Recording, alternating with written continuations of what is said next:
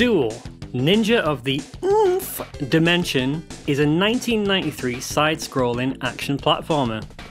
It was originally developed by Gremlin Graphics for the Amiga back in 1992, and was later ported to just about every 8 and 16-bit console under the sun. I bought into the whole platform mascot thing pretty hard when I was a kid. Sonic the Hedgehog was my first gaming love, and it didn't take long before I became obsessed with the genre. I wasn't alone, and corporations knew this. I won't bore you by telling you that there was a lot of Sonic money to be had back in the 90s. If you're watching this video, then you already know this. I can't actually remember when or how I came about my copy of Zool for the Megadrive, it's just here in my collection.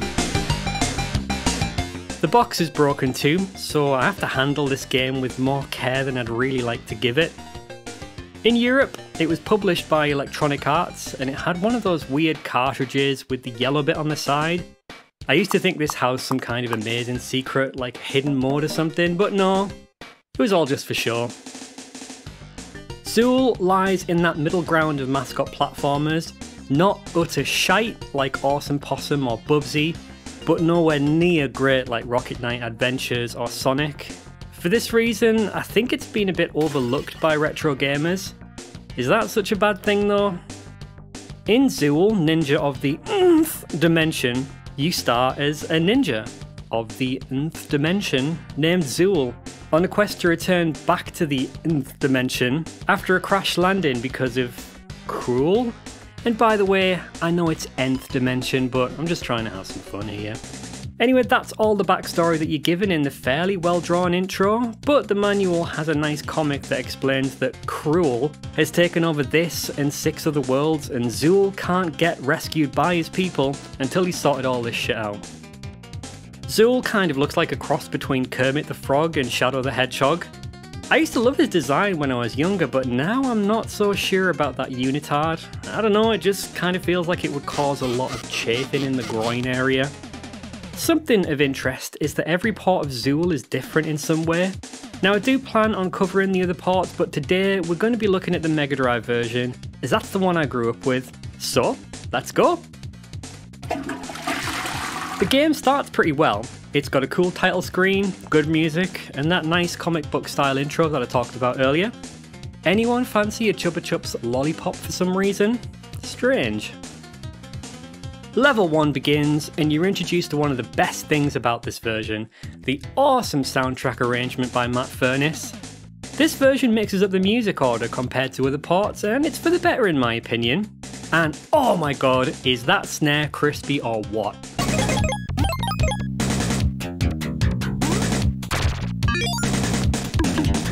Matt Furniss had a real talent for taking fairly average songs and making them 10 times better. And that's kind of where the real highlights end. First thing you'll notice is how unbelievably twitchy the controls are. Zool goes from 0 to 60 in less than a second, and the already slippery controls are exacerbated by all the extra slippery surfaces in the first world. Literally, you start on a slippery surface. Now usually platformers save the physics altering shenanigans until later in the game, you know, like once you've got a good grip on how your character normally controls. But Zool just throws you right in at the deep end. They may as well have done some upside down gravity segments like in Death Egg Zone while they're at it. The slippery surface also makes tagging checkpoints a real pain in the arse too. Unlike Sonic and Mario where you simply just need to pass by a checkpoint to activate it, Zool requires you to slap the checkpoint. You have to stand in a specific position to tag it too, and this is extremely hard when you're slipping all over the place like you just walked into the aftermath of a bukkake shoot. I'm not done with the controls yet either. I've yet to address the biggest issue that seems to be exclusive to this port. If you hold down the jump button, you will jump again the second you hit the ground. Again, other platformers, even Bubsy for Christ's sake, wait until you've released and press the jump button again before it lets you execute another jump. Zool on the Megadrive opts not to do this, and it's weird, it must have been specifically programmed as this behaviour isn't in any other port that I'm aware of. Now you're probably thinking, Tunners, what's the big deal? Well, the issue is that it pisses all over your platforming instincts and makes an already twitchy game even twitchier. I could potentially forgive this behaviour if Zool had a fixed jump height just so I could tap the jump button, but no, the longer you hold it, the higher you jump. Pair that with the broken wall climbing physics and you'll find Zool throwing himself around the level like he's on a diet of Red Bull, cocaine and Viagra. Until recently, I didn't even know you could just press up and down to climb the walls because I usually touch the wall whilst still holding the jump button, which instantly makes me jump back off it. I thought that was just how the wall climbing was supposed to work. Controls are always a difficult thing to explain, so all I'll say is, give it a go and you'll see what I mean. Or don't, that's an even better idea. A common trait in Zool is that a lot of the jumps are blind to some extent, and this isn't helped by the fact that the status bar at the bottom of the screen is seemingly twice as high as it needs to be. Gauging your height's also hampered by the fact that the background scrolls horizontally but not vertically, which plays havoc with your spatial awareness. Basically, if you jump anywhere not currently visible on screen, it's almost certain that you'll either jump into an enemy, jump into spikes, or jump into an enemy projectile, and the game is definitely not generous with its health refills. Speaking of spikes, the game has one of my biggest gaming pet peeves, which is side spike damage. Now, I've got a degree in art, not science, but I was under the impression that it was only the pointy bit of a spike that's meant to hurt you, not the smooth, dull side. But let's put the dogshit enemy and hazard placement to one side for a second. Let's pretend the levels actually cater to Zool's speed, and encourage you to blaze through them like the rad little edgelord you are. You get to the end of the level, but you can't clear it. Why? Oh, because you didn't collect enough items. Comparing this game to Sonic again, imagine getting to the end of Green Hill Act 1 in under 30 seconds, but the signpost isn't there, because you didn't collect 50 rings. It would turn the game into a total slog, and that's exactly what happens with Zool. Initially you'd think collecting a bunch of items would be easy, but there are certain sections of the stage that are totally devoid of them. Like this section. The entire Chocolate River area is empty, and at the very top is the stage boss and exit. If you don't have enough items after the stage boss that's waiting for you up here, you'll need to jump all the way back down and seek out those additional items, and this climb is not fun at all. See, when you're in the chocolate, you can't jump unless you're right at the edge, and this entire section is all about jumping up to the next platform. Even if you do hit that quarter nice and early, if you want to rush to the exit, then you'll have to shove that idea up your ass, because everything in this game wants you dead. The enemies are impressively efficient in getting a hit on you before you even know it. In the first stage, these Bassett's licorice all sorts bastards tend to blow their load long before you even know you're approaching one, which means you're more than likely going to run right into the projectiles. At one point, this guy managed to take away almost all of my health. Could you not be a little more sparing with those invincibility frames? Some design decisions are just straight up unfair. The enemy placement in World 3 is absolutely unforgivable. Look at this! I'm jumping around this tree to get some collectibles and what? How fast did Gremlin Graphics expect my reaction time to be? Let's count how many frames I had to avoid that orange. 1, 2, 3, 4, 5, 6, 7, 8, 9. I'm dead within 9 frames. That's less than 1/10 of a second. It's also time I bring up another pet peeve which actually affects the gameplay to an extent. Every single thing in this game moves at 60 frames per second. Apart from the enemies and the projectiles, they move at 30 frames per second, and it gives them this weird detached feel. It also screws with the collision detection as well, because there's way too many times where I've been hit by something I definitely shouldn't have. So let's talk about the gameplay. Each world in Zool is split into 4 stages. This is an issue for me because I've got a short attention span. This was pre-Sonic 3 with its unique Act 1 and Act 2 designs, but it was post-Sonic 2 which got the formula right with the whole 2 acts per stage thing. Each stage is just a bit of a mess, and there's no real identifying landmarks outside of the first world with its chocolate rivers that start to appear in the second stage.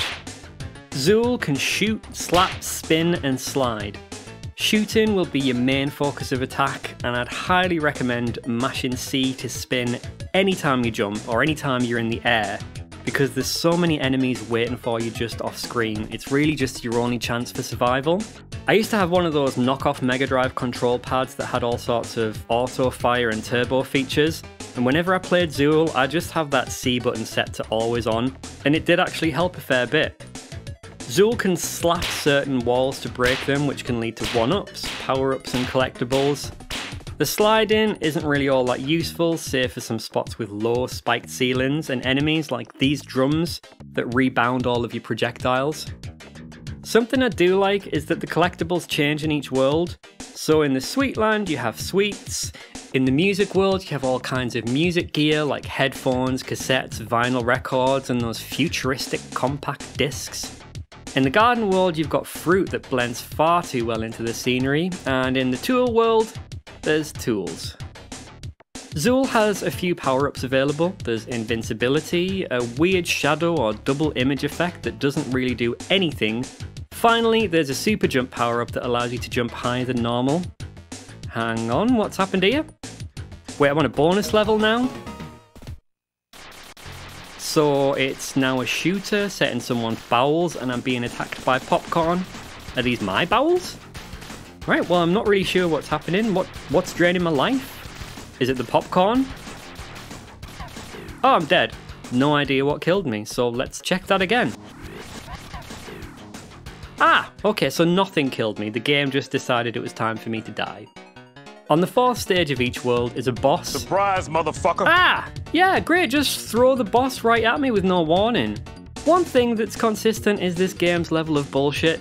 The first boss is okay for the most part once you get the pattern down, though when he starts jumping around randomly it can be a bit of a pain to time your jumps correctly. The second boss looks like a rejected Prince signature guitar, and let me tell you, the first time I fought this boss I used 4 continues. Let me break it down. You can only hit the boss on its headstock, but if you touch any part of the boss you'll take damage.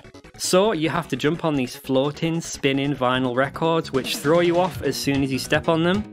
All the while the boss is moving left to right, occasionally diving down to land a hit on you. The boss also fires 2 fireballs at certain intervals, doesn't make a noise when it shoots these projectiles, so if the upper part of the boss is off screen, you have no idea when they've been launched until they hit you. If the fireball hits a record, it sets it on fire, which can then damage you even more. Honestly, this is like a last boss sort of pattern, not a stage 2 boss. Oh, and when you defeat him, the level isn't even over. You've got to continue on a bit further and risk losing a life. Fortunately, the boss does stay dead, which is a very thin silver lining on a very painful cloud. The third world has an evil banana boss, which isn't too bad once you get the pattern down. The 4th stage boss is some kind of pneumatic drill, and at this point I was so tired of all the unfair shit that the game was throwing at me, I just gave up. I mean, what do I even get from beating Zool anyway? Would I feel proud of myself? Probably not. I'd probably get the same gratification for setting a world record for attaching the most clothespins to my scrotum. Yes, I accomplished something, but the reaction from most people would be, why would you do that to yourself? Let's wrap this up then. Zool is an interesting relic from the mascot craze of the early 90s, forever overshadowed by the successful giants and the unsuccessful compost heaps. It's certainly not unplayable, but rather it's incredibly unfair. A sad fact is that the bar for good European computer platformers was much lower than that of its console contemporaries. A common joke is how you always know it's a Euro platformer when the water droplets kill you, but it really is a great example of the artificial difficulty that these games were known for. Upon playing Zool again for this review, I'm left with a weird feeling of sadness over what could have been. If more research had gone into what made his competitors' games successful rather than attitude alone, Zool might have been a very good game. Instead, we're left with a middle-of-the-road port of a middle-of-the-road game, forever doomed to obscurity, and yes, I know that there's a new game that just got released, and I might review it when it goes on sale. So, how would you improve on Zool? What are your memories of this game? Let me know in the comments. Until next time, thanks for having some Tunstalgia. Bye.